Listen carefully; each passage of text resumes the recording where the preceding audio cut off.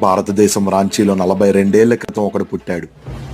వేటని వెతికే పులి లాంటి కళ్ళు, అర్జునుడి విల్లు లాంటి చెయ్యి, తుఫానులా పరిగెడతాడు. అతని పిలుపు వినిపిస్తుంది. అతను దగ్గర అవ్వగానే పంచభూతాలు గొంతెత్తి చెబుతాయి. భూమి ఒక్కసారిగా కంపిస్తాది. జనాలు కసిపుట్టినట్టు లేచి ఆడుతారు. ఆ శబ్దంతో సృష్టి కూడా దద్దరిల్లిపోతుంది.